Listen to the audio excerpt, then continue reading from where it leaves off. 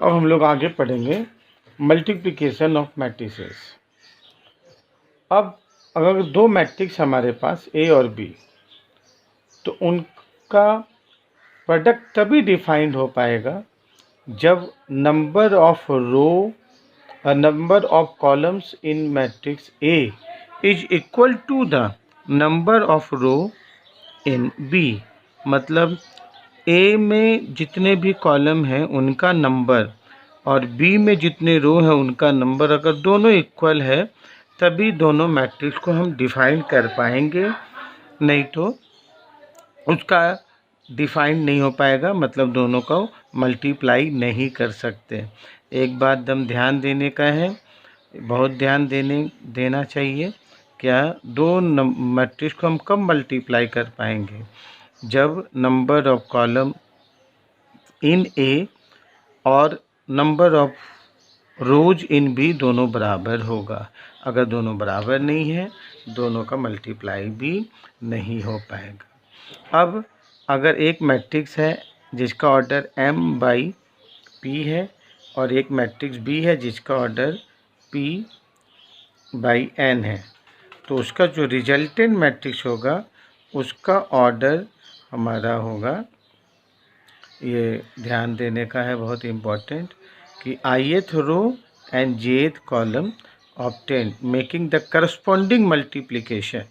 अगर उसका मल्टीप्लाई करेंगे तब, अब ये मैं इसके बाद एग्जांपल देके भी आपको समझा दूंगा कि उसका मल्टीप्लाई कैसे होगा, लेकिन उसके पहले थोड़ा सा हम प्रॉपर्टीज ऑफ मल्टीप्लिकेशन देख लें। तो ये हमेशा जो मैट्रिक्स का मल्टीप्लिकेशन है इन जनरल कम्यूटेटिव नहीं होता है। मतलब ए इंटू बी, दो मैट्रिक्स को मल्टीप्लाई करें और बी इंटू उसको, अगर पहले मैंने ए इंटू बी किया था, बाद में अगर बी इंटू ए करें तो कोई ज़रूरी नहीं कि दोनों इक्वल आए, ज़्यादातर दोनों अनइक्वल आते हैं। यहाँ पे एक इम्पॉर्टेंट बात मैं बताना चाहूँगा आप लोग को कि ए इंटू दो मैट्रिक्स के मल्टीप्लिकेशन में पहले वाले ए को हम लोग प्री फैक्टर बोलते हैं और दूसरे वाले को हम लोग पोस्ट फैक्टर बोलते हैं।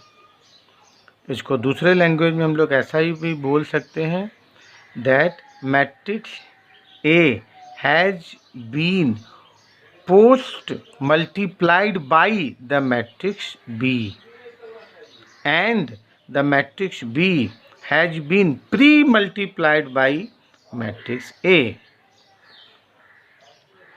ये इम्पोर्टेंट ध्यान रखना ज़रूरी है।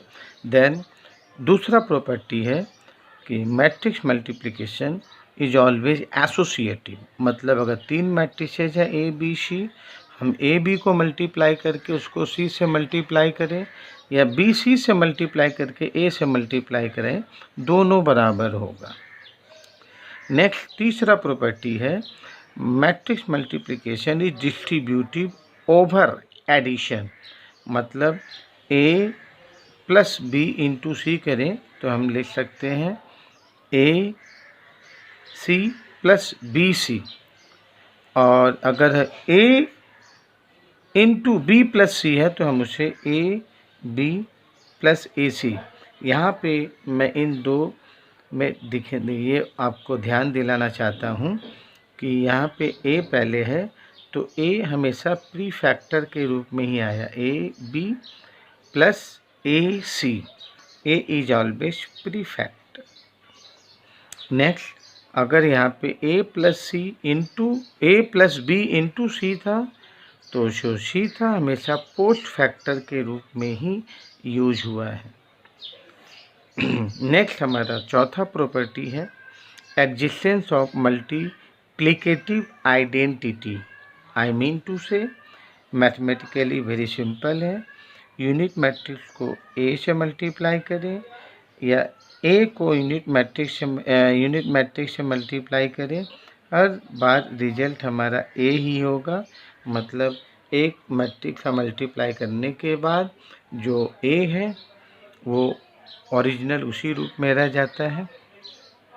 इसे हम लोग आई को हम लोग मल्टीप्लिकेटिव आइडेंटिटी बोलेंगे, आई मतलब यूनिट मैट्रिक्स। नेक्स्ट प्रॉपर्टी है zero matrix as the product of two non zero matrix. अगर हम लोग दो नॉन जीरो मैट्रिक्स है, अगर उन दोनों को हम मल्टीप्लाई करा के जीरो मैट्रिक्स ला सकते हैं।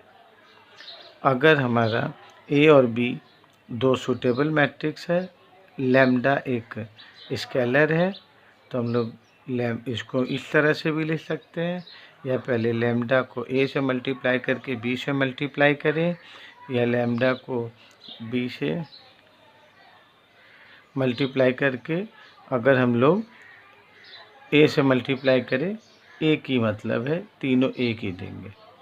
यहाँ पे product of any matrix and a suitable matrix, suitable null matrix, याद है नल मतलब जीरो मैट्रिक्स। अगर मैट्रिक्स मल्टीप्लाई कराएंगे तो अगर नल मैट्रिक्स इंटू ए करे तब भी जीरो आएगा, अगर मैट्रिक्स इंटू नल मैट्रिक्स करे तब भी जीरो ही आएगा।